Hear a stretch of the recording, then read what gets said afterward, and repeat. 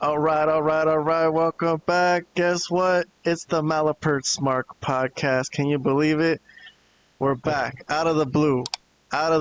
This channel has been dark for a few weeks, believe it or not. Even though this podcast hasn't been on the air, I've been doing live streams where I reviewed every show by myself for a few weeks, for a few months actually. I think for a good stretch.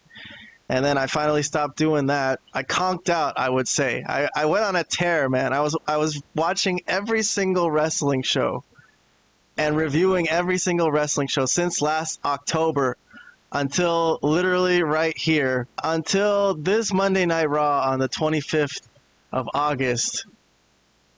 I reviewed everything from October of last year all the way until Monday Night Raw, and that includes NXT, TNA, WWE, AEW, all their freaking shows, right? And then I just finally ran out of steam and I had wrestling burnout, so I had to take a break. So basically that's the theme of today's show is I'm playing catch up and all these red highlighted parts since August 29th. I got to catch up on that for WWE Main Roster stuff. So we're going to talk about this whole time period right here. And for that, I got Malapert Smart Hall of Famers, Vlad, the wrestling expert, and Robert, the frozen Asian. Vlad's above me if you guys are watching on YouTube. Robert is down in the square underneath at the bottom. But it's good to see you guys. Thank you for being on. I heard that you guys have still been following the show, so I'm like, you know what? Fuck it. Let's do this. Let's catch up. Let's get the Malapert Smart subscribers caught up on the recent events in wrestling. So let's say hello to Vlad first. Vlad, what's up? What can I say? Everything is everything.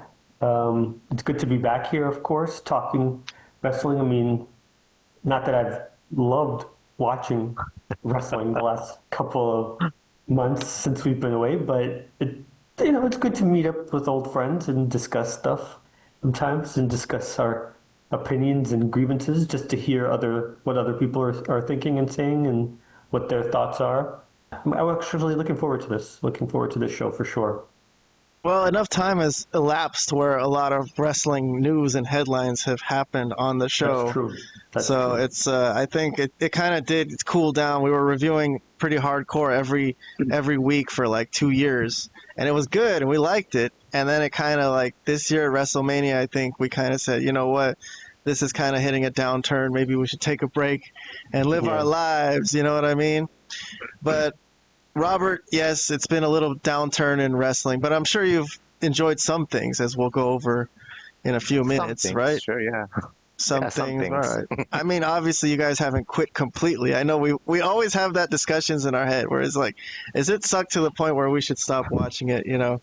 But, hey, I think there's been some interesting stuff. So. It's getting close. We're getting really close, actually, to that point. I mean, for me, we're getting close. Well, let's go through the events and we'll talk about it. I mean, I missed a lot, but not that much, not that bad. Like, I was about to get to Clash in Paris right before I stopped, so we'll have some topics from this show over here on August 31st. And then in September, where we're at, we just passed WrestlePalooza. So WrestlePalooza just happened, and then there was a Monday Night Raw, and Friday Night Smackdown is tomorrow, probably today, as you guys are listening. So there's a big WWE title match coming up on that show. We might talk about that later on, but all right, first topic. Let's see, I've chosen the topics today from this time period that we are discussing, and I have actually made a calendar of the period we're discussing for the program, which consisted of CM Punk feuding with Seth Rollins, as has been going on for quite a while. But what is special about it this time is that their wives got involved. So it was a husband and wife versus husband and wife matchup. CM Punk and his wife AJ, who made her return, and then they faced off against Seth and Becky. This became a mixed tag match at the WrestlePalooza event, but this really started at Clash in Paris. Well, it didn't start at Clash in Paris. I mean, CM Punk and Seth Rollins have been feuding forever, right? But this was where they had that four-way, right? It was CM Punk against Rollins, and also Jey Uso and LA Knight were involved. Correct. But we'll talk about them a little later. But Becky Lynch basically showed up, low-blowed CM Punk, hit him in the balls, and cost CM Punk, right? So that was the introduction of Becky Lynch as CM Punk's, well, not sidekick. They're kind of like equal power in terms of Becky in the women's division and Seth in the men's division. They're both like power players. So she's not like this. She's not a sidekick. She's brought on to be like a co-star, I think. But so let me go run through this feud real quick, or this program for the month of September. We'll get comments from you guys as we go. I actually thought that was really cool, by the way Becky showed up and low-blowed him. Yeah. I thought that that was a great introduction to Becky and Seth together. I mean, everyone knows they're together in real life, but this is the first time.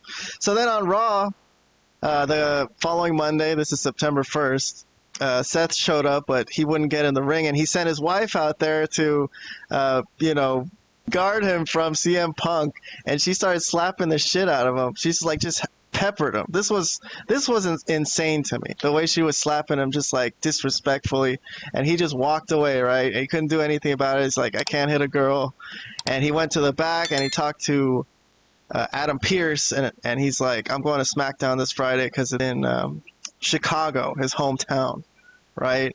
So this is the only time this feud actually travels to SmackDown. This is a Raw feud, but the coming Friday, September 5th, this was the return of AJ Lee. So yeah, he couldn't hit Becky himself, but he had a wife who is a former wrestler, former champion, and here is Seth and Becky running away, CM Punk and AJ hugging each other. Yeah, so she just immediately went in there and started pounding away on Becky, and this was the return. This was lauded. This was a good moment, right? AJ coming back for the first time. Yeah. I'm just thinking, for Becky, I don't understand how she could have not known this was gonna happen. Like, you're slapping this guy, you're like, what are you gonna do about it? You can't do nothing about it. You can't hit a girl. Like, obviously this guy is married to someone who used to be a wrestler. Like, this was the most obvious fucking thing ever. And the way Seth's face and Becky's face, like, they were all shocked and surprised, like, what the hell? How could she be here? I just thought Becky and Seth were caught a little dim-witted there. But anyways, I'm going to move on with the program. Move on to Monday, the following Monday. So September 8th. So what happened here? Let's see. I just have a few pictures, basically. This is the first time I'm doing it this way because I'm running through a whole program and not like every day in detail. But this was the day AJ came back to cut a promo. Mm-hmm. And Seth Rollins tried to sneak attack Punk, and it was unsuccessful. But yeah, this was AJ's return in terms of speaking, so she got a chance to grab the mic and cut a promo on Raw. She also stole Becky's Intercontinental title when she showed up, right, on the first day, because Becky lost. AJ picked it up, so she had the Intercontinental title walking into this Raw, but she gave it back to her, at the end of this segment. So as of September 8th, she got the belt back. But anyways, moving on, I guess the following Monday, as we run through this real quickly, and we'll get some comments from y'all on what happened on the next one. So this was the day, actually, Becky got over on AJ. So AJ got laid out. This was like what was it? Like an in-ring summit or something? A face-to-face, as they do in wrestling these days. They were talking, and somehow, I think, a squabble started, and Becky got a shot in on AJ. So she left AJ laying. And they also introduced the Becky and Seth making out here, which I guess I think is funny. So they're headed for a match at WrestlePalooza, right? That was the go home for WrestlePalooza. So that was the last thing that we saw. So then that very Saturday, which was a couple days ago now, as we speak. Not a couple days ago, but a few days ago. We've also had a Monday Night Raw since then. But the match itself, it was a very interesting matchup. There was a lot of cat and mouse play, and in the end, CM Punk and AJ came out victorious, right? There's Becky, distraught after the match, but I thought it was a very entertaining match. I don't know. I think probably the coolest thing I saw in WrestlePalooza. That was a nice match to watch. The husband and wife against husband and wife. That was a really cool idea. Last thing though, this past Monday, there was one segment with Becky and Seth Rollins. I guess they're still hanging out, so they are still kind of gonna. Yeah, they didn't get divorced. Yeah, but they never hung out on the show, so they're gonna make. That's true. They're gonna actually start doing that now during Raw. Is she like a member of the Vision? I don't know. So the only thing that happened on this segment, yeah, that would be cool. That would be cool. I'd like to see her in segments like that. But I don't know if I misread it, but he kind of seemed like he was annoyed at her here because he was so pissed off and angry. I don't know if you guys saw this scene. But I kind of got the same impression. Yeah, because he didn't say a word. Yeah, so I'm like, is this going to lead to some kind of like maybe rift between them, between them two, husband and wife, or I don't know. I think it's too soon to tell, but yeah, I'm not really sure where that's going from there. But all right, otherwise than that, let's zoom out, and this is the whole picture of basically what just happened between these two couples, and they had a feud, and that was the program. I don't know if it's over. Okay, so sometime I would like to do like program reviews, Robert, of like when programs are over instead of like doing it segment by segment. But you never know when it's over. Like sometimes a program seems over and someone just got beat clean, and then they just like continue and attack them and try to get another match. You know what I mean? So I don't know. I guess it just never seems to be over between Punk and Rollins. Right. Yeah. I don't think that's over. Yeah, that's not over. That's not over. Yeah. All right, so let's get some thoughts from y'all about this one. I guess I'll start with Vlad, the wrestling expert. What do you think of this whole thing? I thought there were some elements that were really, really good, specifically in the beginning when the Becky and Punk promo that, like, I guess that was on that Raw where she was slapping him around and just like, what are you going to do?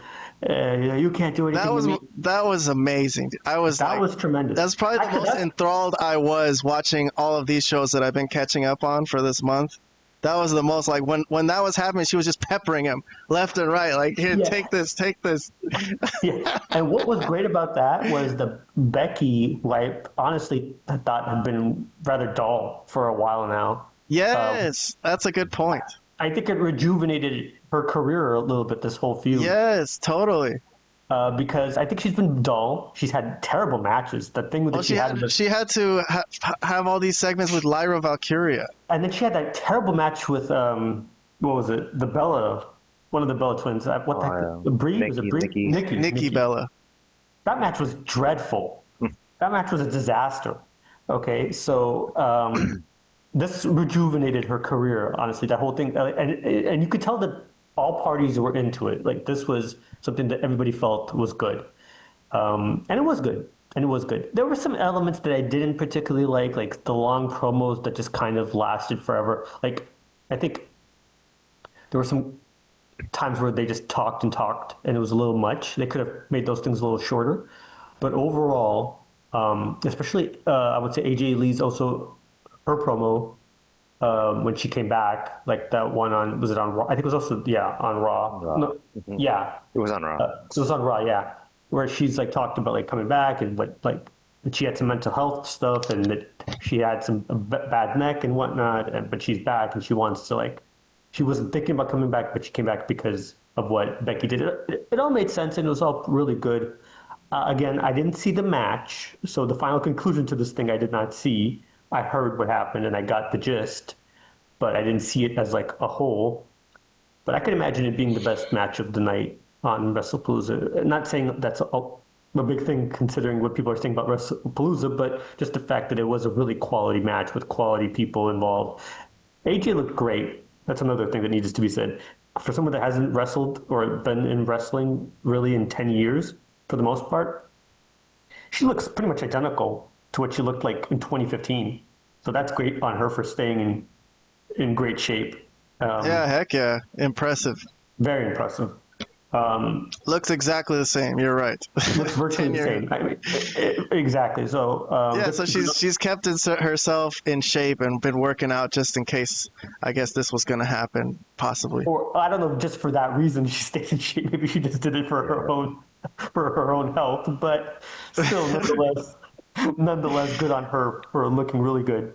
And overall, I enjoyed it. The overall feud. I thought it was like probably the best thing going, honestly, for WWE. And yeah, I mean, I guess it. What's it going to has happen with AJ and CM Punk? Is she going to keep hanging out there, or is she going to join the roster? Or? That's a great question. I kind of think of it more of like when what was her name? Beth Phoenix, like when Edge brought his wife Beth Phoenix, and so it's like it'll be like a spot, like some kind of. They'll have some appearances, but it won't be like a regular thing. I don't think AJ wants to wrestle on a regular basis. I could be wrong. Maybe she'll be here for the next year or two, but I just see it like as like a part-time thing for her right now. That's where I would bet my money on, kind of like a Beth Phoenix type deal. So yeah. All right, but you in the pantheon of wrestling, though, you thought this was entertaining. There were elements to it. There were parts of it that were really good stuff. Like Becky did incredible heel work here.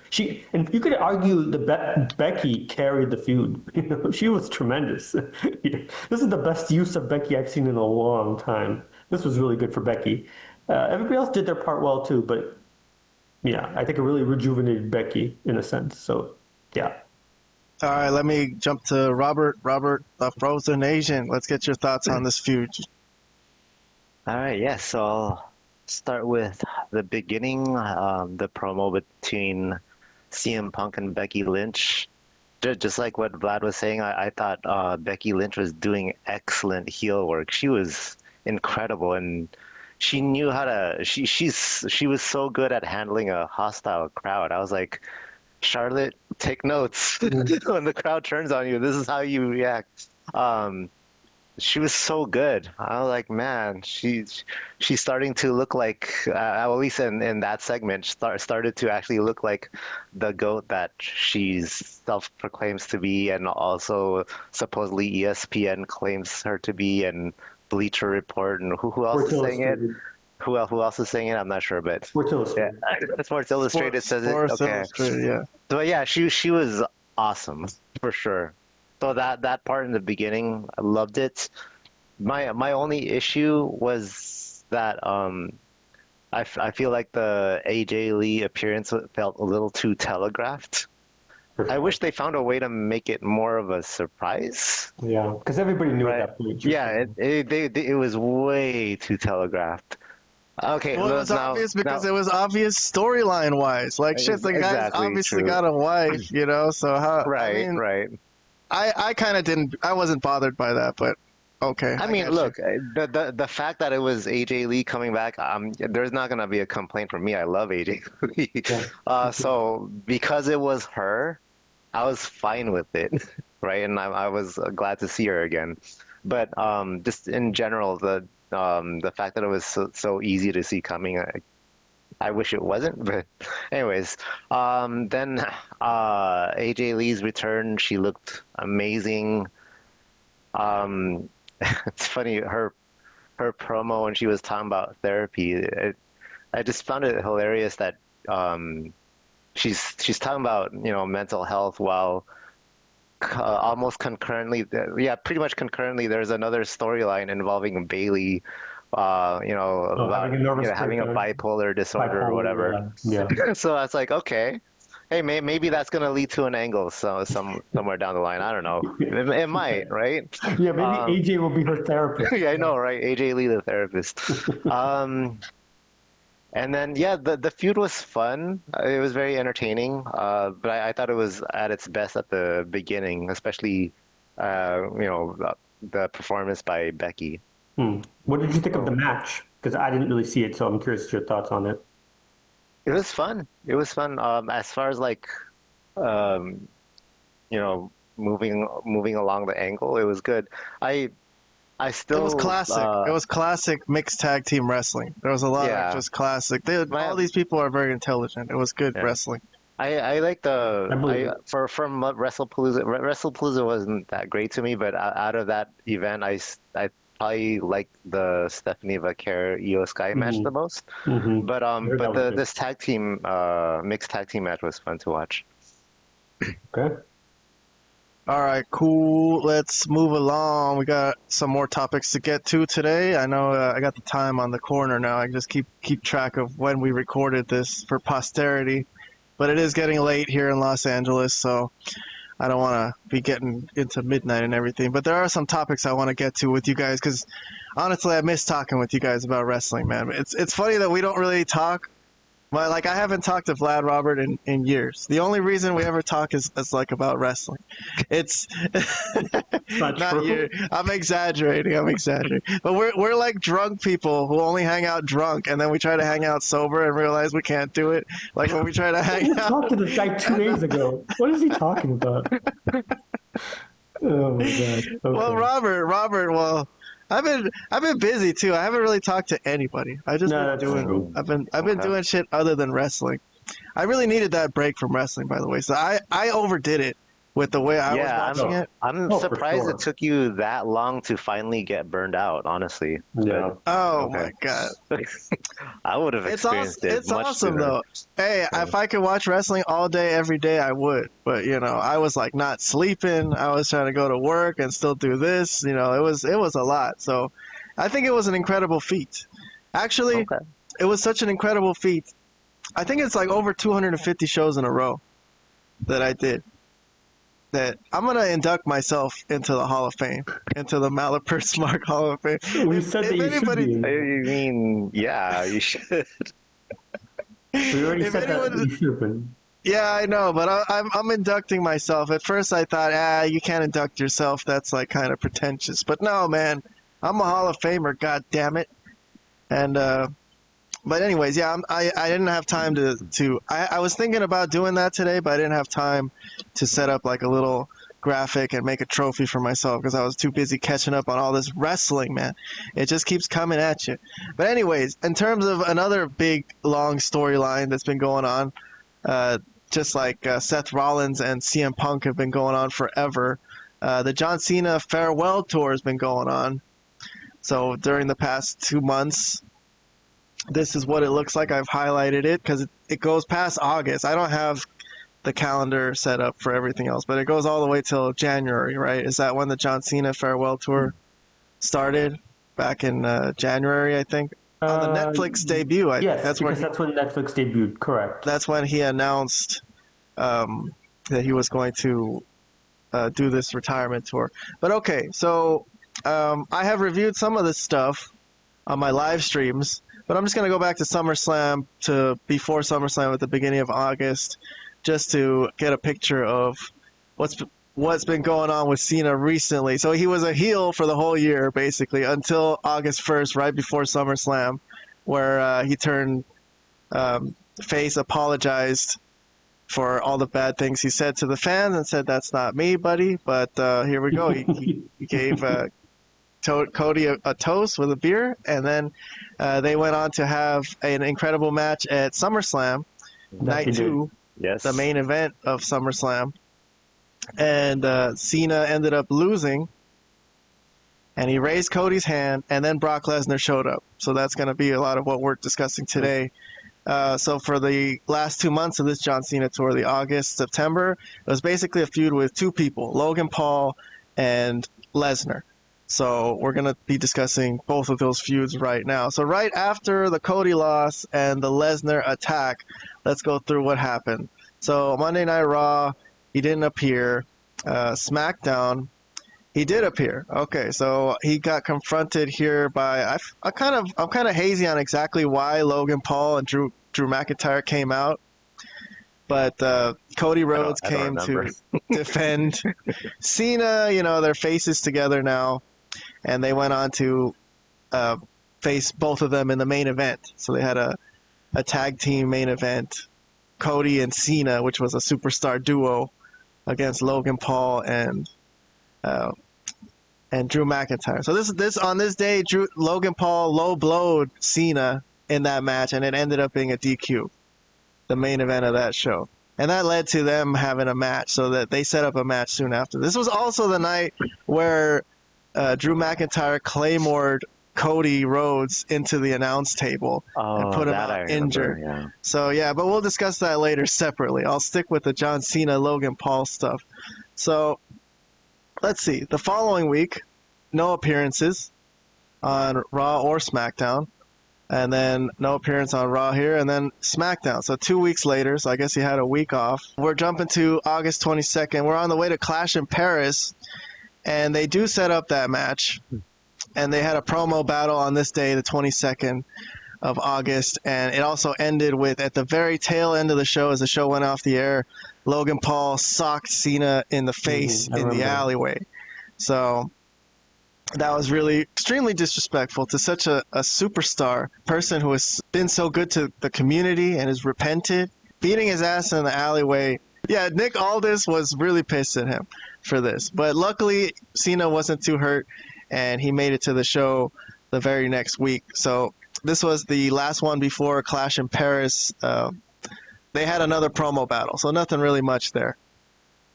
I don't know why I messed up and I threw this picture of Nick Aldis with a fireball shot here, but this was not supposed to be here. Fireball. I don't know why I screwed that up. I realized that right at the end when like here's Nick Aldis. Do you remember when R-Truth was trying to get him to drink Fireball? Very vaguely, but I do remember. My bad. Sorry for that side topic. But Clash in Paris. Okay, so the 31st of August, the very tail end. This I didn't review on my live stream. This is where I stopped reviewing shows and stopped watching. So this was a match. I don't know if anyone has any thoughts on this match. You guys could jump in, by the way, while whatever I'm talking about, if you have any thoughts. But Cena won. He beat Logan Paul. So the only thing I'll say about it is Logan Paul continues to impress.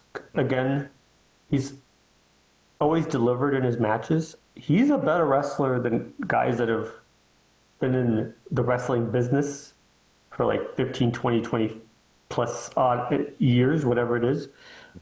He has a better understanding of what's needed in matches, and he keeps impressing on all of these shows. I'm sure it was kind of an honor for him to be part of this retirement tour of one of the great legends in wrestling, you know. So For sure. you know, I think Cena wanted to work with him, and that's you know, that must mean a lot, honestly. That Cena wanted to work with the guy, and they had a phenomenal match. I would say a pretty good one. And that's probably the biggest clean win Cena's gonna have possibly in this tail end of his career, in this final year, because he didn't beat Brock, as we will get to. But Robert, do you have any thoughts on this Logan Paul feud before we get to the Brock Lesnar feud? Well, the feud itself, I thought, came at an odd time because it happened right after the Brock Lesnar attack, right? So then, so I thought that they were gonna just jump straight to that feud. So it was a little weird to see that the feud that happened right after the Cody match was Logan Paul. But having said that, they had a really good match, and I also really enjoyed their promo battle on the SmackDown before that.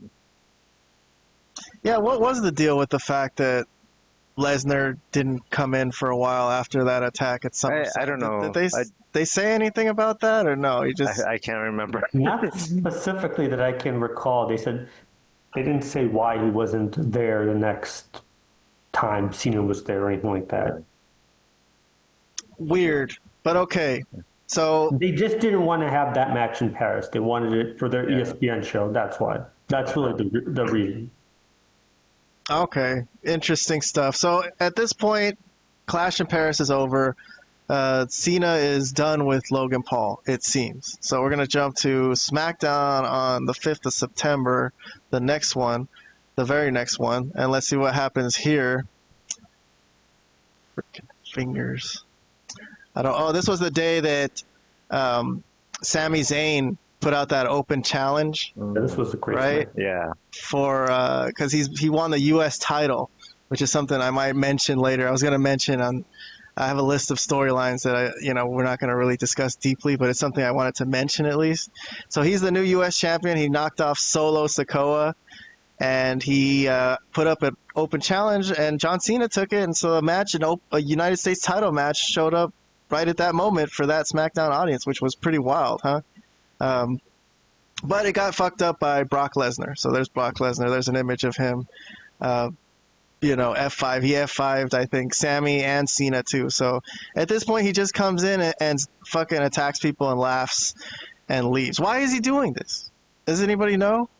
Did he say anything yet? Or Why did he? I mean, yeah, what is his problem? Why is he coming in? Like, he's already fought Cena. Does he have a beef with Cena? He just wants to be a part of this farewell tour. He's like, hey, I want in on this. They've had a lot of history, so it makes sense. Okay, but they've had history that was settled. They've had plenty of matches. But he doesn't mention why he's doing. He's being a dick right now. He's being a dick. They were trying to have a good U.S. title match there. Everyone was into it, and he just comes in and totally fucks it up after they put in all that work to have a good match. So, okay, so no one really has an explanation. I guess he didn't say anything, did he? He never really said. Just being a to be heel. fair. I think it was just to get into this feud with Cena and be on the farewell tour. Have one of the matches. He wants to fight Cena one more time. All right, so let's jump to the next week and see what happened after that. So I guess Lesnar was going to cut a promo on the 12th, and he got interrupted by Ron Killings, the Truth, which was another thing I was going to mention later in my dishonorable mentions, is our Truth hanging around as the comedy relief for this show. Like, hasn't been a bright spot to me, really. But, okay, he had a moment here where he confronted Lesnar for what he did to Cena, and then he got F5'd. Maybe one of the last significant moments he'll have in his career, possibly. But that's all we got there. So nothing really much there. And then the next week, I think Cena did show up on Raw. So he cut his promo on Raw. And he just cut a promo and left. On that Friday, this was supposed to be Brock Lesnar's turn to get interviewed by Michael Cole, but instead he, what does he do? He threatens to attack Cole, and then he ends up F5ing Corey Graves and a bunch of security people and everything, right? And then he walks off, so he didn't really get interviewed either. So that's all that happened. And then he just looked into the microphone, and he's like, Cena, I'm coming for you. I'm gonna destroy you, or something like that, like really menacingly and terrible.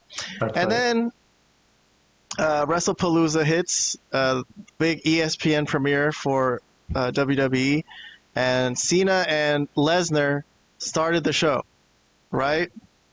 Mm-hmm. And basically what happened is Cena just got beat, unfortunately, for that little kid in the audience who apparently we had another little kid crying moment because Cena turned face. Well, he came out with a bunch of kids. I don't know if you guys remember. And his ring walk entrance, he had a bunch of kids with him. So he's back to being a nice guy. You know, he got over whatever was bothering him for those few months. And he's nice again. So the little kids were crying that he just got his ass beat. But, yeah, that's all we got so far. So nothing on Raw the next night, and SmackDown hasn't hit yet as we speak. So that's what we got for the John Cena farewell tour for these past couple months. So, Robert, I'm going to start with you. The Lesnar thing, you're right, they delayed it a little bit, but he did come out and have the match, and then he beat Cena, man. So, what do you think of that? Well, first off, I wasn't really looking forward to the match because Brock Lesnar matches aren't typically that great anyways. But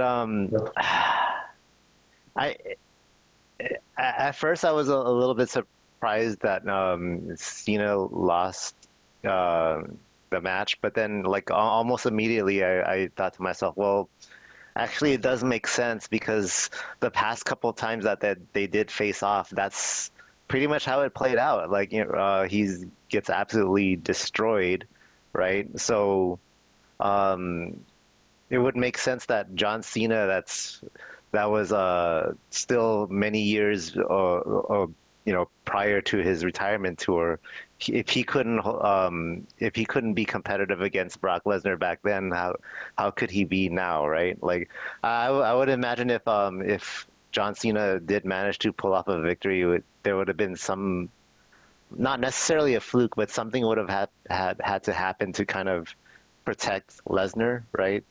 Um, so that it would still make sense that John Cena somehow pulled off a win, because a clean win against Lesnar at this point of his career seems impossible. But yeah, that's what I thought about it. But I just That's want to also pretty add. sad for Cena, though, huh? True, true, but at the same time, Sad. it makes sense based on how the previous results, but in their feud turned out. So it wasn't I'm really that sorry. shocking. I interrupted you. What were you gonna say before that? My Oh, bad. no, I want, because you asked about the what I thought about Lesnar beating Cena, but I also wanted to add like my thoughts of this retirement tour for the past couple of months in general. Um, there were good moments, but like overall, I felt like ever since John Cena's face turn, it lost a lot of steam. It's really not that interesting to me, honestly. It's not that special. No, look, John Cena is still great, so I still watch him because I want to appreciate him while he's still around. But yeah, this retirement tour has not been great. Well, Brock Lesnar kind of came in and fucked it up for him. It was kind of But an even upswing for even him. before that, this is how I was kind of feeling that way even before the Brock Lesnar match. But Well, he had that's just just me. turned. He literally just repented for all his, you know, sins and things he was saying to the fans and everything. So all we got was like one SmackDown Ah, where he yeah, apologized, and then they had a match with Cody, and then Lesnar came. So there really wasn't yeah. like a So moment for him to uh, to breathe and. another thing I want to add, and again, you're gonna hear this from a really big Rock fan. The Rock kind of killed it. Oh yeah. The fact that he did not show up again since the Cena heel turn, to not have any involvement in this farewell tour, right? It kind of like really killed the momentum. So That was I'm a, weird. I'm a It he was I'm a I'm weird. a big Rock fan, but he kind of killed this for me. It was weird. Like Yeah. he influenced him to do this, and then he just disappears. Yeah. Very strange. Very strange. Okay, Vlad, what's up? Do you think this was really depressing for Cena's farewell tour, or what? Well, yeah, it hasn't been handled great. First with the whole turning him heel in the first place and then kind of abandoning it, kind of in a ridiculous fashion. If you're going to go with it, just go with it. That's what I said. But if you didn't believe it in the first place and you didn't want to do it, then you should have had him be a face the whole time and have him be like the Cena that we've always known, just end his career that way, which is fine, right? Because he is the ultimate babyface. Um, the Lesnar thing was depressing, honestly. The Lesnar thing was quite depressing because what was the point of it? Like, why even book it that way? This is his guy's last couple matches, basically. He only has like what, a couple more appearances left, and he just gets beat down like that. Like, if it's to put up, like, if he was to put over a younger talent, like like a Braun Breaker, maybe I could say that's worth it. But for Brock Lesnar, Well, I maybe feel like Brock Lesnar is back. Brock Lesnar is going to be the major player, a champion for the next few years or something. I don't think Yeah. so. I don't think he will be, and I don't. That's what makes me more even upset because I don't think he will be a major champion, or he's not going to be a guy that's going to be regularly there. He's going to be there. He's going to make appearances. I do believe that, and he looks great. But his matches, as Robert said, and I've said way before this match happened, it's just like usually it's just like a whole bunch of suplexes, like 100 of them, and a couple of power moves for both guys to do, and there's not really much there in the match itself. And I didn't really see a point to this. I didn't really see a point of having it. If it was just, and And is Cena supposed to get back at Lesnar? Or is he just supposed to take this defeat and that'd be the end of it? And he doesn't even get his I'll tell you the point of this, Vlad. The point of this is that John Cena acted really weird all year, and then suddenly he apologized and was acting all chummy with Cody, and everyone's like, what the fuck? So that what the fuck feeling that everyone got, Lesnar got that, and he just went to the ring and said, fuck you, I'm F5ing you. This is to teach you a lesson. Okay, yeah, but no, I'm not talking about for keeping kayfabe. I'm talking about why did they book it this way? not some nonsense that you just spouted. I get what you're saying. I'm saying why did they book it this way? Like why did they book That's what made sense to me. That's the best way it made sense to me. Like him raising Cody's hand, like, dude, come on. So that's the point to me. Yeah, I think. Anyways, go ahead. To make Vlad, up for it, they do have to have him beat Lesnar at some point. What? I don't think that's gonna happen. Well, I think it should, because what the hell? Like, should that be Cena's final match? Oh, boy. That would actually be kind of cool. I guess in a way, yes, it could be, but I don't know. I don't think that's gonna happen. I don't think he's gonna face Cena again. Or face Lesnar again, excuse me. I think he just walked out knowing he did his best. What else can he put out there? He really tried. Yeah, I just don't understand that booking. I mean, I don't really understand it. So, I mean, it is what it is. That's the way the direction they want to go, as he's had these like last couple appearances. I think they've already announced that he has a match with AJ, right? Yeah, AJ Styles. Oh, that's interesting. I actually was at the SmackDown where they had a match in the main event of a SmackDown on a regular weekly SmackDown. And that was after they had already feuded on a pay-per-view for SummerSlam. Yeah. So they kind of just had a main event match for SmackDown, which was really, really freaking good. They're going to put on a good match. Oh, yeah. Obviously, anybody who respects wrestling and the history of wrestling respects AJ Styles. So of course, you have to. Of course. Why not? No, it will be phenomenal. You see, but what I think, it's one of those other things where Cena chose his opponent. It's like one of those, like, he wants to have a match with AJ before he retires type of deal. The same way I think he kind of chose Logan. So it's an honor thing. It's great for AJ, and it's going to be cool for Cena. And I'm curious. I'm guessing it's just a one-off, obviously, because there's, like I said, so limited amount of time left for Cena, but I am curious what the final match will be. That will be the most interesting aspect of, like, what will the last match in December be. That will be kind of cool to see how they put that together and what that will even be. But otherwise, it's been uneven. The farewell tour has been uneven. There's been some issues for sure, some major problems. Well, listen, Vlad, life doesn't always go the way we planned them, but you got to move on. Like, we got to move on. Listen, we got more topics to get to, man. Let's move on. So I've been itching to get. I haven't been itching to get to this slide all day, but for anybody watching this video on YouTube, I'm probably gonna edit it to try to clean it up. But every time I was trying to move around that calendar, I've never tested it before, and it would get screwed up with. And go to this slide by accident and keep going to this slide by accident. But okay, this is another thing I want to discuss. So this was from Clash in Paris. So according to our calendar, this was on the 31st at the end of August. So we're going back a little bit, even though we've already done a lot of September for the John Cena and AJ Lee stuff. But I'm going back because I thought a really crazy thing happened between Paul Heyman and Roman Reigns, who used to be aligned, and now Heyman is on the other side in Seth Rollins' stable. And this was after Roman Reigns defeated Bronson Reed, right? And Lesnar was going to give his shoes back that he stole, or Heyman was going to give his shoes back that he stole from, that Bronson Reed stole from Roman Reigns. And then Roman, what did he do? He choked him out. Did he give him a Superman punch? No, just the choke. I think so. Just choked out? Okay.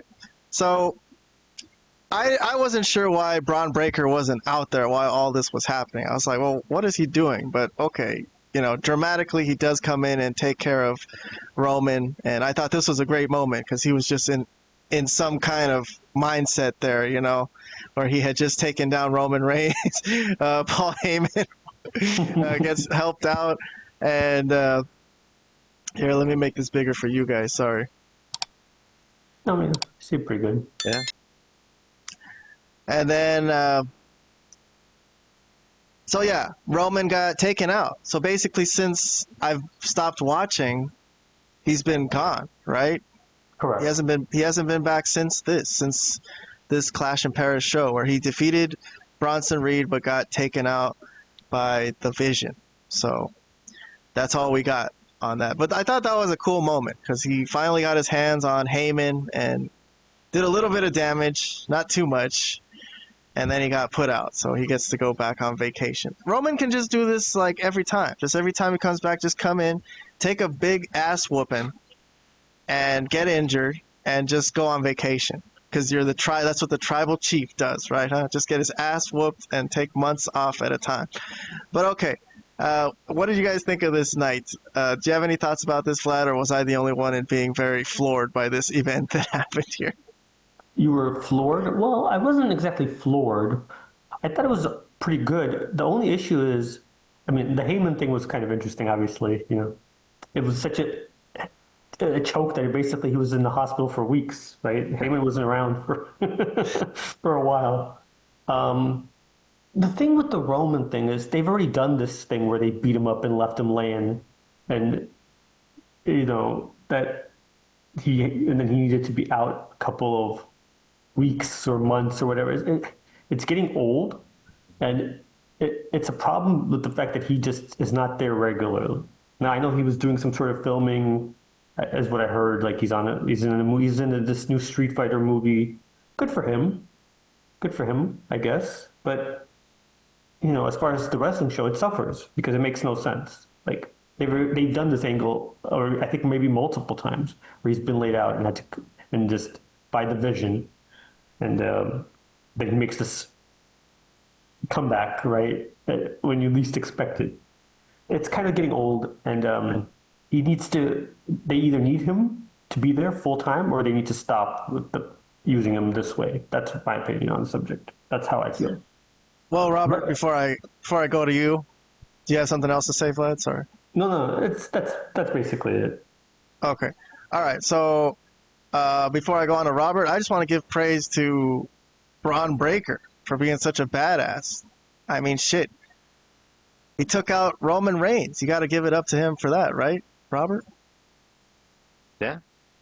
Yeah, I mean, he's been badass for a while now, but yes. For a long time. But in this segment, yes, for sure. All right, any other thoughts about this? Because I'm going to move on to some more stuff involving Paul Heyman.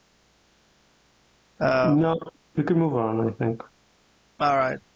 So, with Roman Reigns out of the way, when Brock Lesnar came back, I didn't mention this along with the Cena feud that we just went through, but he did have a reunion with Lesnar. Lesnar bumped into Heyman on SmackDown and said, hey, we should talk, right? And Heyman's not with Roman anymore, so why the fuck not? So, and then the very next night on WrestlePalooza, Paul Heyman showed up, and he was his hype man and his manager, basically, for that match against Cena.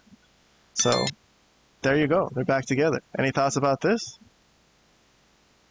Yeah, I mean, if you're going to use Lesnar, you do need Heyman to cut most of his promos, because Lesnar's really not good on the mic. Let's just be honest. He's kind of rather bland. And he shouldn't really be cutting a lot of promos. If you need someone like Heyman to do his talking, and yeah, this works. If you're going to use Lesnar, like they're going to be using Lesnar, Heyman should be there. That's for sure. But bygones be bygones, huh? All the stuff that happened between Roman and Brock and the what do you Oh, call them? The well, Usos and that's Solo and true. everything. Like how It's they like, beat him, they used to beat him up repeatedly, left Yeah. him, threw tables on top of him. yeah, the no disqualification WWE matches where like every single member of he was fighting every single Yeah. member of the He was fighting bloodline. he Yeah. was fighting like five of them at once. Okay, all right, Robert. Any thoughts on Yeah, this it's just reunion? business. It's Well, just business. um, no, I was thinking the same thing when, they were reuniting. I'm like, does Brock Lesnar have short-term memory or bad long-term memory? He just didn't forgot what happened the last time they were together. I don't know. But having said all that, if I'm gonna have someone do an introduction to Brock Lesnar, I would want it to be Paul Heyman because nobody can Correct. introduce Brock Lesnar better than Paul Heyman does. That's it. That's all I have to say about that.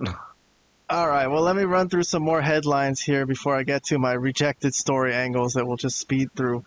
But Cody defending the title against Drew McIntyre, I guess, the WWE title, the undisputed WWE title. I guess I had to include this as a headline here. So this happened at WrestlePalooza this past weekend, but it started, like I mentioned earlier, at the beginning of August when Drew McIntyre put him out. So for a large chunk of time here, Cody Rhodes was out after he was attacked by Drew McIntyre. And then there was residual feud between Drew McIntyre and Randy Orton from that SummerSlam feud. So after that, Randy Orton came back. They had a match. And I think Drew McIntyre was trying to beat up Randy Orton after his match when Cody returned.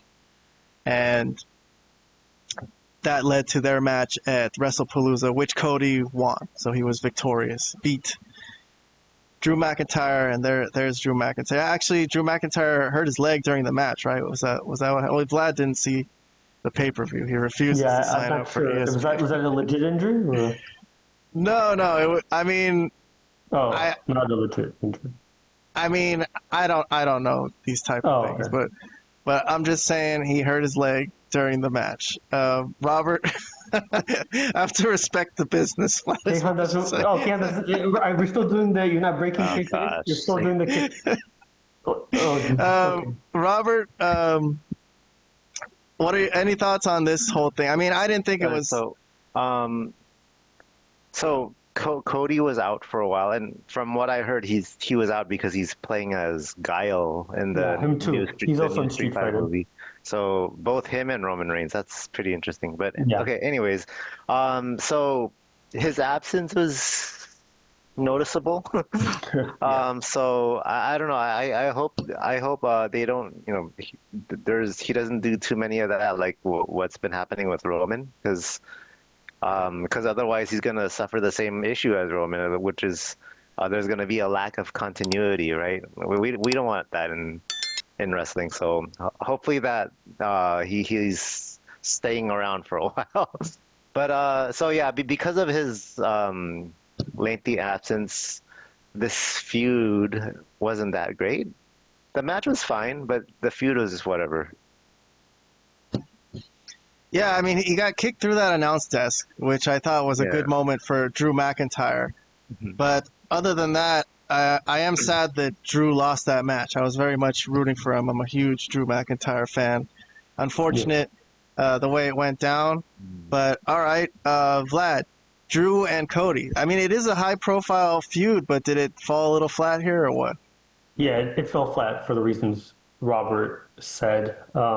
This could have been a great feud, considering how good Cody is and definitely how good Drew has been as a heel. It started off pretty good with that moment where he kind of did that, the kick into the table, and that was good. But then with Cody not being there and then just coming back after the match with Orton, the Drew had with Orton, I should say. I don't know. There wasn't a lot there. There wasn't a lot really great build up for this thing as it could have been.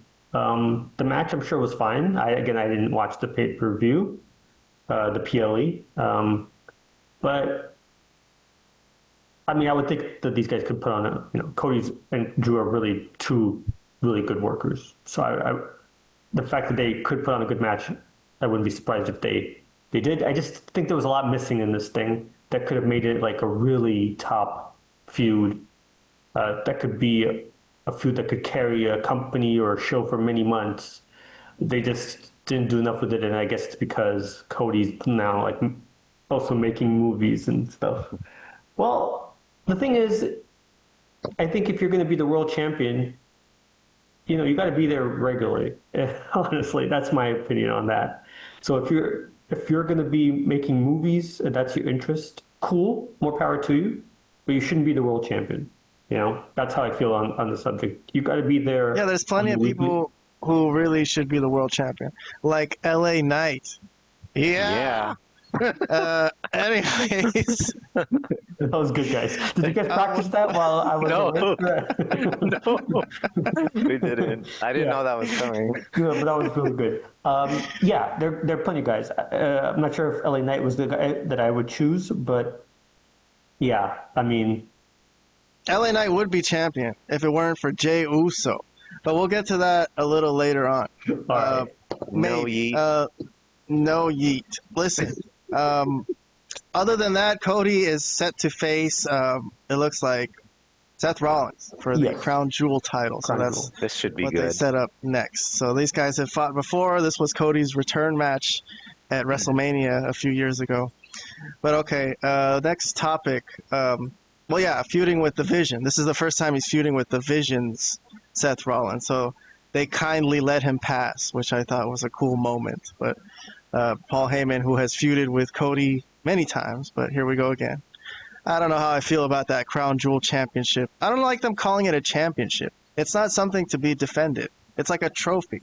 They should call it like the Crown Jewel Trophy. You know what I mean? I don't know. They've kind of conditioned us in wrestling that belts are to be defended. You know, I don't like when they give a belt as a trophy. Yeah, but they don't like. Don't they win it and then they lock it away or something? Like or some weird thing. I don't know what the fuck. It's like it's not really even a trophy, but like I remember last year, like they won it, but like I forget it. I don't even know why I'm thinking about this. But yes, they don't carry that belt. It's all good. I don't really want to spend too much time lingering on this Crown Jewel shit. The other thing I did want to mention though is that in terms of the world title for the women, Robert's favorite subject. We got a new champion, Stephanie Vaquer, who defeated Io Sky at WrestlePalooza, right? So Robert said it was his favorite match of the night. Thought it was a banger. Yeah, that's good. Okay. But in terms of this world title thing, let me see. This was a title vacated by Naomi, so they had a lot of things going on leading into this match with Io Sky, who they have very much respect for each other after it ended, right? They're both, very respectful, good people. They had a fair match, but there was a point where maybe it seemed like Asuka might get involved because she has been jealous of Io being friendly with everybody in the locker room, with Rhea, with Stephanie, with Nikki, Bella. So they kind of got that out of their system before the Io Sky match, though. So the Io Sky match went off without any interference or anything. So that turned out to be like a totally fair and square match. But all that stuff about Asuka being jealous of Io, I don't know if you've been following that, Robert, that Asuka is just kind of crazy. And, she doesn't want Io having friends other than her. And they're not even in Damage Control anymore. And were they even together in Damage Control for that long? Like, how close of friends were they? You know what I mean? These are questions I have. But Stephanie, she's going to have to deal with Rhea Ripley and whoever's going to come challenge her. But I do want to talk about Asuka more because the Asuka thing is more interesting. So it finally came to a head this past Monday, and Rhea Ripley, who's been respectful to Io and doesn't, because Io asked her, don't fight with Asuka, she's my friend, even though Asuka's just being fucking crazy and angry at everybody and jealous and weird. But Io even asked her, don't have this match. Like she asked her, hey, can you back out of this match? And Rhea's like, no. So they had the match, right? And I thought there was a moment here where Io might join Asuka. There was a moment where they like hugged it out and they were crying. And I thought maybe Io will just go back with damage control and attack Rhea. But no, it turned out that Asuka attacked Io, and Asuka has gone full mental and batshit heel, I guess, and she sprayed Rhea Ripley in the face, and that's what happened there. So that's as up to date as we are with that. So this is a few weeks of stuff. I think I've been very annoyed with Asuka's personality. I don't know what's up her ass. Why she's so jealous and of this whole thing with Io. But all right, let's get some thoughts on how this whole thing turned out. Let's talk to Robert first. Robert, what do you think of any of this? Okay, well, if we're just talking about this previous episode of Raw alone, then that wasn't too bad. But the build up to this, oh gosh, if we were still giving the thumbs up, thumbs down ratings, I would give this a thumbs down for sure. Yeah, man, I don't know. I wasn't digging it at all. Okay, but do you think Io did the right thing, or that she should have joined Damage Control and reunited with them? Ooh, wow. Good question. Because I think at this point she's so like beloved by the fans. I don't think I would have turned her heel at that point. Yeah. Okay, No, I would have kept her face. She could be loved, or she could have walked out of WrestlePalooza with the world title, with Damage Control by her side. But okay, Sure. But yeah, but I don't know. I wasn't digging the build up to what happened on Raw. The match between Io and Rio was cool, and then what happened at the end, the way it played out was fine. But everything, all those other episodes of Raw leading up to this, good grief, man, it was tough to watch. yeah, Asuka was very annoying to me. But Vlad, you got any thoughts on this whole thing? How this went down? Yeah, not a lot of thoughts. Just when I see Asuka, I usually forward whenever I see her on screen, no matter who she's in there with, I usually forward because I really can't stand anything that she does. Honestly, the character to me is outrageously stupid.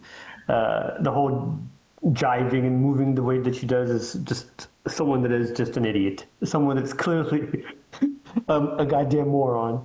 So no. Hey, well, listen, if you think that about Asuka, what do you think about Kairi Sane and how she hangs out? Well, hold on. I gotta find it over here. Here's Kairi over here. Yeah, I know which one she is. Yeah. Yeah. I don't think much of her either. Let's just put it that way. Why is she hanging out with Asuka? Why is she like Asuka's like acting very inappropriately in this setting? And they're supposed to be a little community, a little tight knit community in WWE. And Kabuki Warriors, right? She's just very apologetic for her and just like I'm sorry, and she's crying. She's like crying watching her act like this. And yet they. Yeah, but the way Kairi acts when Asuka yells at her, I'm like, come on, man, that's a little too over the top. Yeah, it was all pretty ridiculous, to be honest with you. But I will say yes. Finally, when they did the official heel turn where she sprayed the mist, and then that was all right. I wouldn't say it's worth the weeks of agony that they put people through as far as watching this crap, but. Because it was really bad. Like, the acting was bad, the storyline was bad, everything about this was bad. I mean, because it was like high school drama crap. It's like really... a lot of, it kind of reminded me of some AEW stuff, like, oh, are we best friends? Are we friends? Are we not friends? Who's your friend? Why are you hanging out with this guy? Well, I want to know why Io is defending Asuka and saying, oh, don't fight with, telling Rhea, don't fight with her, she's my friend, she's a good person. She's not a good person. Because they go back a long way. Japan, man. Okay, you know, I don't know their history in Japan. Well, I'm I only assuming they know. go back a long way. I don't know either. I didn't know that, Robert. I didn't know if Io Sky was actually involved with the Kabuki Warriors at all. If they were, that's news to me. I'm sure they were. I don't remember exact details, but yes, they have some history. They have to. Yeah. They have had to, but Okay, I will look that up separately, and I'll update my knowledge on that. But let me move on. I got one more headline here. Last one. It's not even something I really want to talk about that deeply, to be honest. Okay, great. It's the WWE title stuff on the women's side. It's Jade pursuing Tiffany, and they had a count-out match recently on SmackDown, and Nia Jax also is involved in this, and she's attacking both of them and wants to be involved. And I think, as far as I remember, they made this a three-way for tomorrow on SmackDown. So tomorrow's SmackDown, the 26th of September. So they're going to have a three-way tussle. So I don't know what you guys think of this, or think of Jade and Tiffany's reign. I don't know. I think Tiffany's reign as WWE champion has been kind of hurting the WWE Championship, to be honest, on the women's side. I don't know. I don't really. They haven't had a lot of matches. First of all, this SmackDown match with Jade Cargill, I don't remember her having any other title defenses. Maybe I'm mistaken, but I only have one thought on this. I mean, I don't know if I agree on your opinion about Tiffany's title reign. I'll have to think about that. But my only thought about this Tiffany Jade feud is I don't think they should have made it happen, because Jade had a lot of momentum behind her, and I feel like it stalled with this, after she lost to Tiffany. So I feel like if she was going to, if they were gonna have her fight for the title, she should have won it. But they could have probably waited until later to make that happen. So I just feel like the Jade's momentum stalled. That's my only opinion on this. Well, listen, Vlad. Is it a case of maybe someone possibly being able to hang in the big time, but not necessarily being at the top level in terms of Jade Cargill? She's been serviceable. She's been able to get herself into title matches, but not coming through. So what's the deal there? Yeah, I mean, I think I think she's improved actually quite a bit in some of her work. I think some of her matches lately have been a lot better. It looks a lot crisper. She's not making as many mistakes in the ring. There's not as many botches. So I think there's definitely an upside to some of the things I'm seeing from her. I don't know. I think she can be a champion. I'm sure they're a little leery of making her the champion just because of she's still kind of raw, and they're not sure if her wrestling ability is going to match her look, and things like that. Because she has a great look, obviously, right? That's the biggest thing. She's jacked. She looks great, and things like that. So I don't know. The thing is, have you seen Jade put on a great match? I thought the match with Tiffany at SummerSlam was not bad, and I think she's had some other matches that I can't recall now, but I think she's looked better. I wouldn't say she's had great matches, but I think she's definitely been better than some of her early stuff when she first came into WWE. I think the problem with this title is I don't really like either. I don't really particularly like Tiffany Stratton. I think she's also cool. She actually is decent in the ring. The character just doesn't make any sense. It's like a baby face. She's obviously a freaking heel. She looks like a heel. She acts like a heel. She talks like a heel. And then she comes out there and she's like, yeah, I'm a good person. I'm nice. It doesn't make any sense. So there's. And then Nia, we know you're not a fan of also, and she's heavily involved in this also. Don't even start, bro. Don't even start with that. Okay, yeah, so it's the WWE title. And the three participants they've got, the only people that they've got who are interested in this title are Nia, Tiffany, and Jade. So they haven't really mentioned anyone else who might be even having ideas to go for that title. So I don't know. To me, it hasn't been very, very exciting there. I agree. But okay. All right, then. That's all my headlines for the day. Major headlines. The rest, I got some rejected story angles that didn't make it to headlines. So we could speed through these and not really go into too much detail, but blurt out anything you think of once I play these slides. And let's see. Here's what I'll start with. We're going to speed through. Maybe we could do this all in 10, 15 minutes or something like that. First one. What would you think of if I showed you this picture? Robert, do you want to start with what do you think of when you see? No yeet. I'm thinking. So this was a spin-off of something we were talking about earlier with CM Punk and Seth Rollins, and they had a four-way at Clash in Paris, and these were the other two guys in that match, and these guys kind of spun off into their own feud. They're sort of feuding with the Vision, but they kind of can't stand each other either. And then there's another aspect to this, which is this.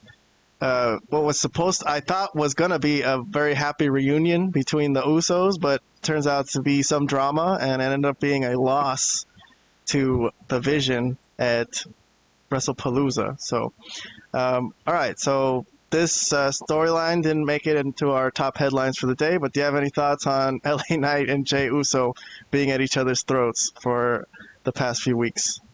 Vlad?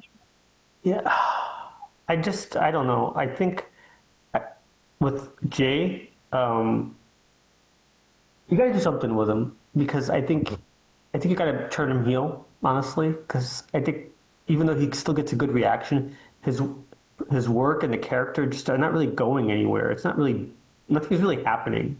I think you got to kind of change it up, and I think that's kind of the direction they're going based on what I'm seeing. Like they're kind of slowly building where he goes completely he heel. did attack LA Knight for really no good reason. I don't think he's completely... I thought that was actually like the beginning of a heel turn, but it didn't really. I mean, I don't know if it's completely a heel turn yet. I think they're teasing it for now. Like they're not completely saying he's gone full-fledged heel. I think that's the direction that it has to go, because yes, the character's still getting a good reaction when he comes out there, but like, first of all, his in-ring work is not great, to be honest. He does a lot of stuff that just looks stupid out there. And, yeah, I don't know. I mean, I've said it in the past. He's just not... I know his name is Main Event, but he's in reality, he's not really a main event guy. And I've never seen him that way. And there's nothing wrong with that, in my opinion. He's very serviceable, but just not as a top guy. And not everybody can be a top guy, and not everybody should be put in the top, because not everybody is. You know? Well, I tell you who would be a top guy if people would stop fucking with his matches, like CM Punk. Oh. Yeah, no, CM Punk fucked with one of his matches, right? He had a world title match, and CM Punk ruined it for him. And okay. Right? So, people just keep getting into his way. Like, when will LA Knight just have a chance to just have a free, honest title match? I think he could come through, but that's just my opinion. You want LA Knight to be the champion? Yes. Yeah. Yeah. And Robert, do you agree with this as well, or is this? So, well, sure. I feel like it'll be a little late. They could have put the title on him sooner when he had a lot more. He was hot when he was a lot hotter. But still better if it happens now. I would say better than Cody, who's not even there, right? Fucking on vacation for a month. Like, give it to LA Knight for a month, for fuck's sake. And make this spice up the shows a little bit. Sorry, Robert, I interrupted you. No, that's fine. I don't see LA Knight as like a long-term champion. Like, I don't think he would hold on to the title for like a year, for example. But yeah, I mean, put it on him for a few months. Why not? All right. Let's run through some more rejected headlines here. We did kind of mention this earlier. Sami Zayn is the new U.S. champion. So he's been having a U.S. Championship Open Challenge Series, kind of like Max Caster, but Yeah, he exactly like has Max been Caster. doing he's been Of all doing people. well though. Like, Oh, the best wrestler alive. yeah. But yeah, he's been surviving, so he's been having some decent matches. I think he fought Dragon Lee and Carmelo Hayes, something like that. But anyways, next one. Okay, how about we should just do thumbs up, thumbs down for these storylines here, these feuds we got going on. Damian Priest and Aleister Black. Thumbs up, thumbs down. Yeah, I mean, I don't care about this. I haven't really paid attention to this feud, so I don't have. Yeah, I don't know. I'm indifferent. I'm pretty indifferent about it. Yeah. It is just shocking to me how Damian is so not anywhere involved with anything, just because he's consumed with this Aleister Black feud that came out of nowhere. So I just think it's kind of sad for Damian Priest's character. I'd be pissed off if I was him. But okay, here's another one. What do you guys think of this one? Thumbs up, thumbs down. Oh. Well, Okay, I'll say I enjoy their segments for what it is, but it's not something like I think about after the show ends for sure. I think about Carmelo Hayes and The Miz all the time. Okay. But I think it's kind of funny though how No, it's funny, but The Miz is trying to mentor him, and then for some reason he keeps trying to steal the spotlight and steal the pin and weird shit like that. But okay, Vlad, sorry, you were gonna say something. yeah, I got no opinion on this crap either. No. Okay, sorry for the podcast audio listeners. Possibly, we're talking about The Miz and Carmelo Hayes. Oh yeah, the Miz and by the way. no Hayes. But no. okay, No next craps one. given. Next one, we got AJ Styles and Oh, God. Grande Americano. It's actually AJ Styles and Dragon Lee. This is a spin-off of AJ Styles and the Judgment Day. AJ Styles against Dominic Mysterio. Also, LWO was feuding with Dominic Mysterio, but he kind of spun his feuds off to El Grande Americano. And so now they're feuding with AJ, the Grande Americano family, I guess. I don't know. They're feuding with AJ and Dragon Lee. So, isn't there 3 of them now? There are yes, 3 Grande Americanos. there are 3 Grande Americanos. So, here's another one, something that relates to El Grande Americano. It's the drama that's happening within Judgment Day because Dominic doesn't want to tell them why he's in cahoots with El Grande Americano. Like, he just doesn't want to share the information with them. So this has caused a real rift, actually, within Judgment Day. We've had many squabbles in the past, but this seems to be, like, the biggest rift that they have, because they told Dominic straight up, like, we're not going to help you anymore. Like, what the fuck is going on? We want to know what's going on with Grande, and since you're not telling us, you're not really being a homie, so fuck you, we're not fucking helping you in your matches, right? Isn't it So- like that he's one of the Grande Americanos? Isn't that the story they're going with? I don't know.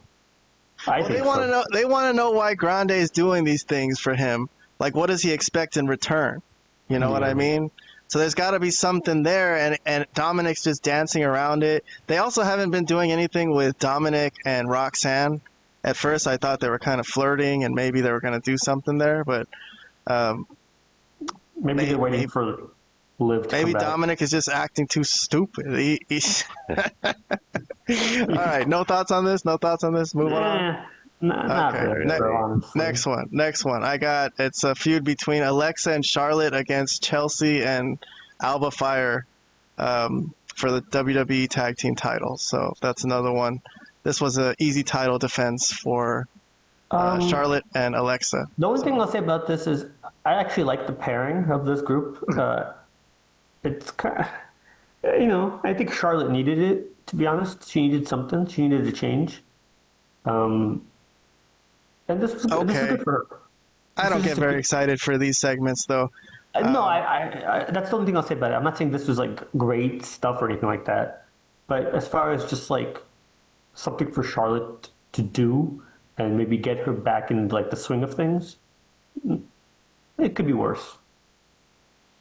All right, next one. We got Julia and Kiana James, and they're feuding with This I'm not watching. Michin at all. I don't even and know what the hell this is. Like, this is actually a segment that aired. I wouldn't. What do you got any thoughts on Kiana James and Julia, Robert? Because I think that kind of this kind of I don't understand the. Well, I guess the only reason why it makes sense, at least for Julia, is because her English is still not that great, so she needs someone to speak on her behalf, I guess. But outside of that, there's what are they doing? Like, why do they just they win a match and then they'll beat their opponent's ass afterwards for no reason? Like, why are they acting this way? Because they're heels. Come on. Okay. All right. I'm gonna move on. All right. Next storyline. Bailey and Lyra. Bailey has a split personality now. It was caused by Lyra and her. Right. I do have thoughts on this. Okay. I like it, to be honest, but it's okay. I'm very interested by this. But go ahead, Robert. So, as this angle, at least like conceptually, I think is not bad. My biggest problem with this, and it's a really big problem for me, is Lyra's acting in this angle. It's horrible. She needs to. I don't know if she needs to take some acting lessons or That's pretty stunned in that in this photo. Well, yeah, this is one photo though, but yeah, I'm not playing videos on the show anymore. She's but not good. I'm sorry, but Lyra's not good. Not good. She's like really destroying it. This whole angle for me, how bad her acting is. That's just me personally. I don't know how other people feel about it. But, Bailey is doing all right in my opinion. She's fine. But the problem for me is Lyra. Well, yeah, I think we're in for the long haul on this one because I don't see Bailey recovering anytime soon. So anyways, Yeah, unless AJ Lee decides to be her therapist. They could do that, I guess. I don't know. There's all kinds of places they could go with this. I actually have been interested in this, so I do pay attention to this when it comes on. But okay, let me jump to the next one. Cody Rhodes. Speaking of therapists, how about Cody giving Jey Uso motivational speech out of nowhere? These guys are not really involved together right now. That's why I put this as like a separate little thing. But I thought that was weird, bro. Like, dude, I don't know. I like go take care of your own shit. But I thought this was a nice little moment from Penta and Rusev. This would have been an AEW feud at one point in time. But New Day, they are still mourning the death of the World Tag Team titles.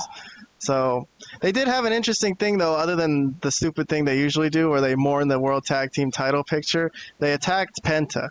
So they did have a little feud going there with Penta. So another thing is look at how far this got relegated. The WWE Tag Team Championship picture. How about this one? You guys have any thoughts about this? Bray, oh my God, I said Bray Wyatt. He looks exactly like Bray Wyatt, by the way. He does. I can't believe this has fallen apart so bad, considering the start the Wyatt 6 got. I do. Like, they could use Bo Dallas as basically like they could have just replaced Bray Wyatt with him. It would have been the same thing. But I don't know what's going on here and why they get such little airtime. This goes sometimes a couple weeks without being mentioned right now. So I don't know if you guys noticed that because there was 2 Smackdowns. Well, they've been on SmackDown, kind of. I mean, haven't they been? Well, aren't they like the champ? Like, isn't his group the champions or something of the? They are the champions. They had a title defense at WrestlePalooza. But for a couple weeks before that, no appearances on the show. And they won. They won at WrestlePalooza, right? They did win, yes. Well, Bo Dallas helped them, Uncle Howdy, and he does this thing where he goes around the backstage, and anybody's like in the tag division, he kind of tries to creep them out. I guess these are the things that happen backstage. I don't know, bro. Between that, this is all not very good, honestly. All right. Speaking of one-off, this was a one-off storyline, Fraxium versus The Vision on SmackDown. I kind of want to give that a shout-out. All right, here's another one. This is very low on the card. I'm almost done here. I do have a question, but I'll wait. Oh, actually, this, I was gonna jump to Solo. Why? Were you wanted? Did you want to talk about the Vision versus Fraxium or? God, no. What? Okay. All right. What the fuck? You told me to stop. I I thought thought you you wanted to you talk. had something to say. Not about that. I Oh, had a thing that just came into my mind that has nothing to oh, do All right. Let's talk about okay. Solo first, though. Then we'll Okay, talk about the please thing in go your ahead. mind. Okay. So Solo's revival after he lost his U.S. title. I guess this is a running thing that's been going on the show. Anybody interested in this? What Did you did say he said something revival? about like he wants his that guy, what's his name, to be a champion now or something? Like he's Tongaloa? Tangaloa. It didn't Oh, really make sense. Like he's not saying that he's going to be a champion again. He's like, I want to make Tangaloa a champion. I'm like, what? Okay, that's kind of stupid. That's kind of Well, stupid. he cares about his family tree. Okay. Yeah, whatever. But yeah, sure. I didn't I really don't get it. I don't know. I think he had a little bit of legitimacy when he had that U.S. title around his waist. Now, not so much. It doesn't feel like so. Okay, let's see what else I got. I got like four more. Uh, Penta and the War Raiders seem to be friends now. I guess they hang out. Yeah, The War that's Raiders. yeah, that's They great. also are wanting to go after the World Tag Team titles because Raw is war. Hey, I like that. Is that what they said in their promo? Yeah, that's their catchphrase now. You've never heard them cut a promo, Vlad? You skip all their I swear to promos? God, I have I not Oh my ever. don't I've god. never pay heard them cut a attention. promo. You didn't know their catchphrase is Raw is war? This must be like on the international one that you get because I don't think this shows up on my Netflix one. Okay, I well, don't think I've ever Yeah, I heard don't them remember speak. seeing that either. you've never heard them cut a promo? I've Not heard them cut really, a no. promo, but this not recently. Yeah, definitely not Okay. So recently. All right, yeah. all right. Well then, fine. I guess this is a heads up. That's their catchphrase. I don't think it's creative. I mean, it's somewhat creative for the insider fan that knows Raw is War was a show. But as a catchphrase, what does that mean? Raw is war. Like, okay, all right, whatever. Here's another one. Maxine Dupree. She wants an opportunity. To do what? I'm getting very low on this story. I'm basically done here. I got nothing Good left. God. She wants an opportunity for The last one what? I got is R-Truth is trying to get Nick Aldis into Fireball. So R-Truth hasn't really been doing much backstage. But What happened here with the R-Truth thing? What a disaster. Like he cut that yeah, they brought amazing. him back because Uh, the fans like clamored for them to come back, Right. and now they got him hawking Fireball backstage. And then he cut Fireball that. is disgusting. Yeah, for sure. And he cut that amazing promo, um, right, where he cut his hair and he talked about Yeah, and he was that gonna be was a Ron Killing. I thought he was supposed tremendous to be. thing. And they've gone back to the comedy act. Unbelievable. oh no. This company sometimes really confuses me. This was one of those times. I'm like why he cut this amazing thing? They could have used him as like a really good character and like F it. Let's just have him do the funnies again. Let him go back to being an idiot. I don't get it, but okay.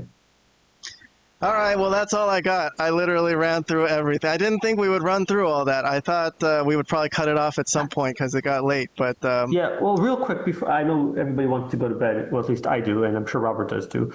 I'm good. But go ahead. Yeah, just real quick, what happened to Jacob Fatu? Does anyone know like why is I he have gone no from their idea. TV? Like this is like one of the top talents in all of wrestling. What the hell have they done to him? Like where I is have no did he go? idea. He's not on any of the TVs. Nobody's saying that he's injured. I haven't heard anything of why he's not on Well, I TV. still have to catch up on NXT for the past month because I haven't watched it. So if he's there, I don't don't think know. he's there. Possibly. I would have heard if he But was there. I don't think he's there. I don't know I what's don't going. know. I mean, maybe there's something in the Yeah. rumor mill. I don't follow the rumor mill on the internet and Twitter and stuff. I just follow the show personally. You guys know about I me. read one little thing, but it didn't make any sense. Like it said, like they've lost some faith in him. I'm like, what? Really? They've lost some faith in him. Like, did he kill someone? How? Did he commit a crime? This is like one of the best talents I've seen in the last like 20 years. Are you kidding me? That's crazy. I don't know. I haven't heard anything, so I'm not sure. There better be an explanation, or I better hear that he's done something that, like, maybe he beat somebody up backstage, or he did something. But because otherwise, that makes no sense. He's a top tier talent. I can't imagine what the heck is happening here. What about Jacob Fatu versus Brock Lesnar? Well, I mean, that's actually quite amazing. Why not? No, but I was going to say, like, look at the stuff that you're showing on TV, the stuff that these angles that you've gone to, and they don't have time. They don't have a place for Jacob Fatu. Like, what? Yeah, what is happening? something must be going on. Something must be going on. Yeah, I gotta find out about this because this is too crazy. Because look at the stuff you're showing. All right, well, we'll figure that out, and we'll try to talk about it maybe next time we come on the air, which will be, I don't really know when. I don't really want to make any promises right now. My life is in flux, so we do shows whenever we can. I was doing the live stream thing where I was reviewing every show for a while, but I gave up on that. I don't think it was catching on as much as I thought it was a good idea. Like, I thought it was crazy that somebody was reviewing every segment from every show, but it didn't really get as much clout as I thought I would from doing it. It was crazy. That's for sure. Yeah, that part is true. That part is 100% true. Everything else, I don't know. This was fun the way we did this, though. We ran through a lot of shit, so that was interesting. So we did. I might do this again soon. With NXT, where I catch up on NXT. So, Robert, if you're interested, maybe we could talk about that. But not sure, as Vlad doesn't want to do it, so it would be just us two. No, I'm sorry. I'd have to stay out of that one. I don't know anything about it. Honestly. Well, we'll figure that out when we come to it. But all right, guys, like, share, and subscribe. Look at all our old videos. We got classic reviews from 1996. We're going to continue that sometime soon as well. But you can check out what we've done so far, and we're going to build up our archive of wrestling reviews as the years pass. So join us for that by hitting the subscribe button. But all right, thank you guys. It's nice to see you guys again. Hope you're having a good life, I guess, and good luck with everything. All right, guys, we'll see you next time. Yeah. I used to love going to Dodger games, man. Yeah, it was the best. Well, it used to be like affordable for families. That was the whole point of going to baseball games. You know? Yeah, it's baseball, dude. It's really not that fucking amazing or interesting, dude. It's fucking boring. That's why when they started doing it when they started asking Dodger fans to pay for cable to watch the Dodgers, I was like, oh my God, bro. I don't like it that much. It's okay. That is the most brutal still thing, that the fact that both our local teams are on some spectrum thing that. Oh, yeah. That's not like half of the people in Los Angeles don't even have spectrum, so it's just brutal, dude. It's just ridiculous. Mm-hmm. And it's actually, this is a good subject because now the WWE is pissing me off in this regard as well. Oh. With this ESPN deal. ESPN deal? Oh my God, I'm livid of the stupidity of it. I'm recording. You could go ahead and talk about it if you want. I wouldn't say that they had a great start with WrestlePalooza, but okay. Well, yeah, okay. I didn't watch WrestlePalooza for that reason. Not because I didn't really have great access to it. I know Kehan sent me some videos, but I didn't really feel like watching it. It was just okay, but as far as like a debut PLE on a new network, I would expect better, personally. Yeah, for sure. But it's ridiculous. Like, dude, really, this whole ESPN Unlimited thing is just dumb. Honestly, $30 a month for this crap. For what? For WWE programming? Oh my God. Because the PLEs are the worst thing. No, you don't even need to watch the PLEs. Because what are they offering really? They're like, it's all of ESPN. 6 matches.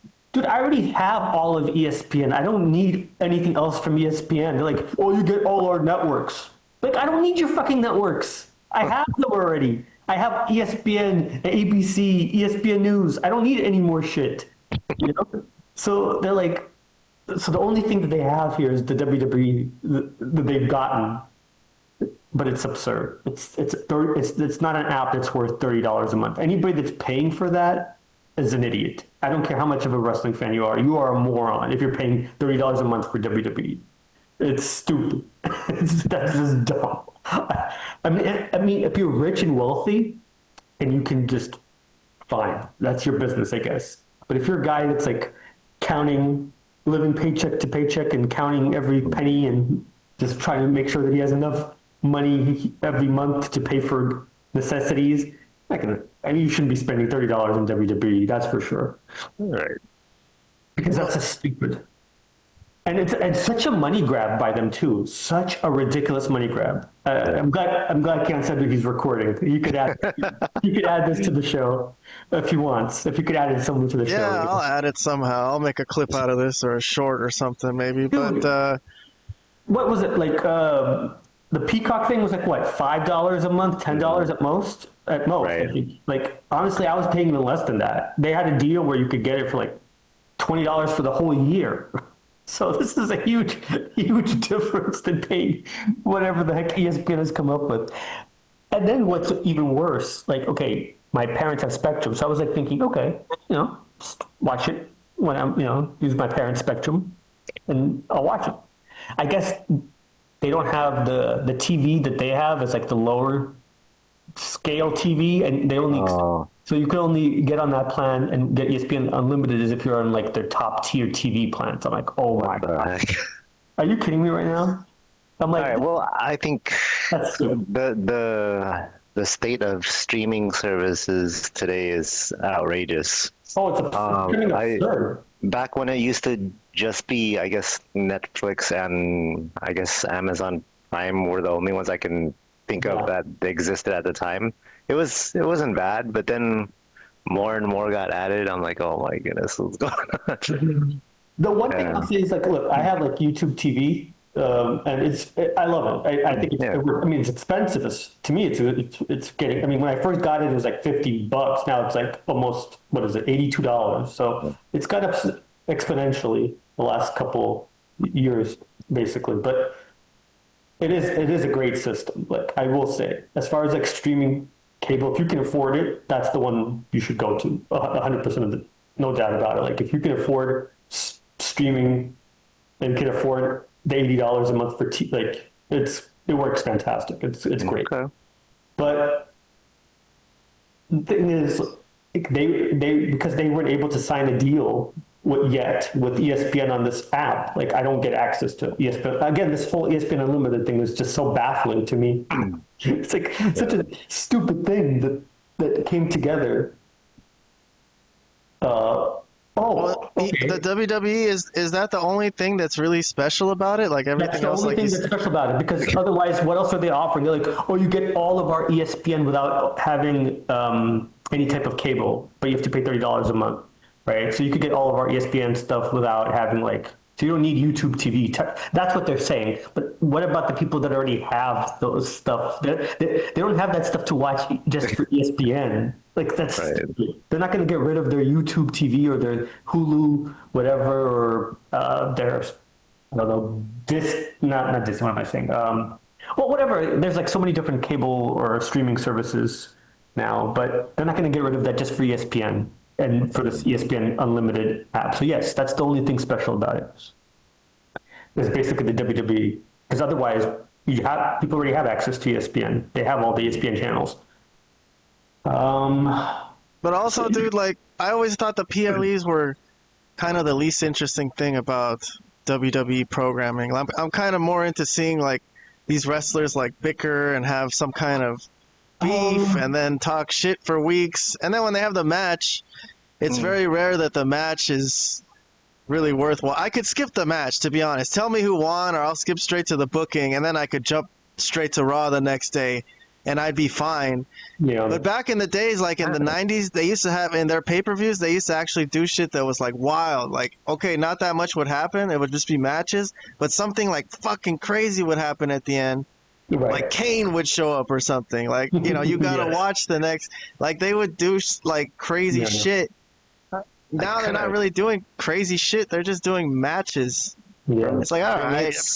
For me, I feel kind of the opposite, just because like the Raws and Smackdowns, they're like too long and the pacing is not great. Yeah, you're both right. But I can see both sides, but I don't know. I still see the value of PLEs. I just No, there's definitely a value in But PLEs. there's a value, but I don't think it's like worth more than all the other shit. Like $30 for dude, that's one show a month. Raw, like on Netflix, you get 4 Raws, and all of Netflix. Yeah, because I would never pay $24 for Raw a month because that's what currently Netflix is. I'm getting it because of Netflix because I have Netflix already. But Yeah. imagine if somebody would have to pay $24 just to watch WWE Raw. I mean, it's pretty fucking ridiculous. You have Raw on Netflix. You have SmackDown on what is USA. They're on USA, yeah. You have if you watch NXT's on the CW, and then you have the PLEs now on Peacock. ESPN. Oh no, actually, Peacock. didn't I hear the NXT stuff? Maybe I'm wrong. I don't know. Has there been a PLE for NXT yet? There are, and I think those are still on Peacock. Yeah, I heard that they're going to stay on Peacock. So there goes that. So I mean, if you, which makes You gotta keep like Peacock too. 5 Don't different get rid of the platforms just to watch Vlad. WWE. I mean, Vlad, don't get rid of the Peacock, Vlad. I don't I'm watch gonna need NXT anyways, so that doesn't matter to me. I'm not going to get rid of the Peacock anyways right now because I'm literally paying nothing for it as far as I'm concerned. But yeah, I mean, this is just. Oh, and of course, I don't know if this was part of your discussion, Scam, but Jesus Christ, what we knew was going to happen. It finally announced they were going to happen. They're doing a WrestleMania in Saudi Arabia. Now, who didn't see that one coming? It's not coming back to Vegas? No, not right. No, not this next one. Oh, okay. Yeah, the one when is it 2027? So not the one 2 WrestleManias from now. Yeah, not the one that's coming in April. That one's going to be in Vegas. The one in 2027 will be in Saudi Arabia. The heck? Because the Saudis probably paid them a gajillion dollars. I mean, they literally would sell their own grandmas at this point if it made, oh God. So yeah, I can't. I'm almost like. I don't like that. Well, the fact that it's in Saudi Arabia is not the part that bugs me. It's the part that they're pretty much going to have control over what the content is, or they're going to have a say as to what the matches are going to be, most likely, like what they want to see because they're paying for it. Yeah, well, that's what everybody's saying. Like they're willing to. They're like, oh, is The Rock going to be there? Stone Cold? Are they going to pay The Rock $100 million to show up? Are they going to pay Stone Cold $150 million to show up? Are they going to pay this person that person? So they want to book amazing, awesome shit. What's the problem here? What's going on? No, I'm not. They're like, we want good, crazy things. Give it to us. Come on. How much you want? 100 million. Here you go. Bring The Rock. Bring Stone Cold. Bring everybody. Bring Undertaker. Goldberg. Well, I don't know because it has, the show would have to be catered to basically what they want since they're paying a lot of money. But I prefer more, natural build-up storytelling, not something that's forced to, cater to what they want. Yeah, no, absolutely. It's a slight concern because I don't know how much, like, are they going to just say, like, well, we want this to happen? I mean, they will want some of the big stars to show up on that show, like some legendary guys, but, like, Yeah.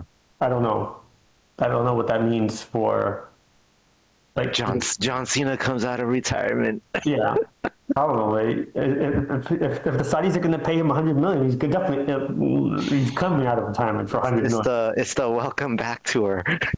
Yeah. Well, he's retiring. Doesn't mean he can never appear again in wrestling. Like, come on. He's just retiring from being a full-time wrestler, I guess. That's true. I mean, he can come back sometime. Give me $100 million. You can see me now. All right, let's run through some stuff here. Let me start the show. Let's start the show officially. Hey, but before you do, I will have to take a phone call in shortly. So, do you want me to do it now, or do you want to so I could do it, get rid of it, and then we could just concentrate on the show, and then. If you could do it now, go ahead. I don't care. I mean, okay. Give me a couple of minutes. You could call them. I thought you said you were going to take the call. You have to.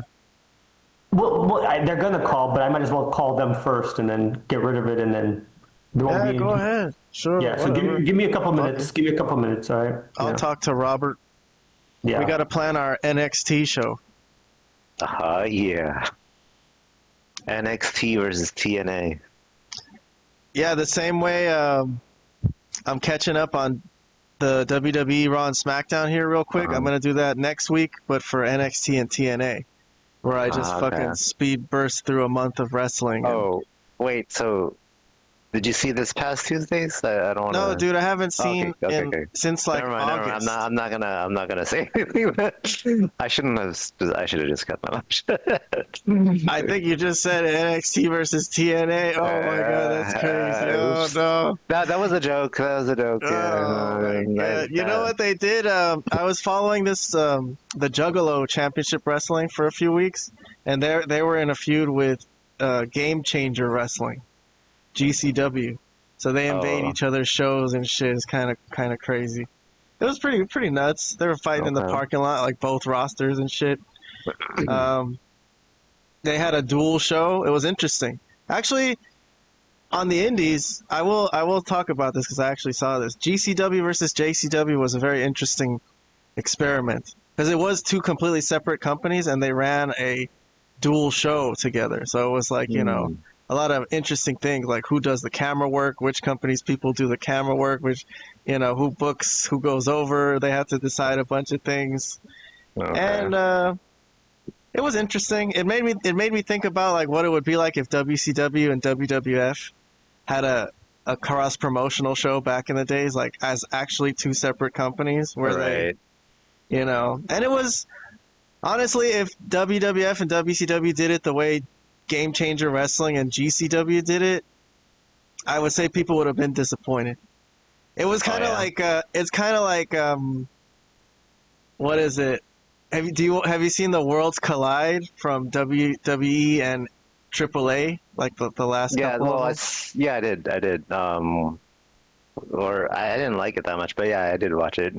I know, exactly, right? Like, who are the biggest stars? Like, nothing against Lola Vice. Like, I love Lola Vice, but come on. Like, if you're trying to get a cross-promotional show, like, it would have been like if, like, they just sent, like, Farouk and, you know, Bradshaw and something like that. Just, you know, not really the big stars. But there were some interesting things, though. Like, they stole the world title. They actually jacked the world title and took it to their company for a little while. So, I don't know. It was kind of interesting to see two companies actually cooperate. And so then TNA and I guess WWE are basically doing the same thing now, supposedly. Unless, because everyone's saying TNA is secretly owned by WWE or something, or why are TNA giving so much to WWE? Why are they being so subservient to them, letting them book their show however WWE wants? It's not even their fucking company, you know what I mean? Yeah, that theory makes sense because it looks like TNA is taking more L's than WWE is in their. I guess, but you could say they got to borrow like Trick Williams, and they got you know, a boost in notoriety because of that. Yeah, like that's true. That's true. Something like that, I guess. I don't know. They've been getting some. Have they been getting like kind of hyped up now just because they're on WWE TV? Like now people want to go see them. I guess that could be a benefit, you could say. True. That hasn't really been enough for me to really watch their shows yet, though. But I'm somewhat intrigued by it. All right, I am back, guys. Sorry about that. All right, let me listen to everything we've said to see if we sound okay. Hold on.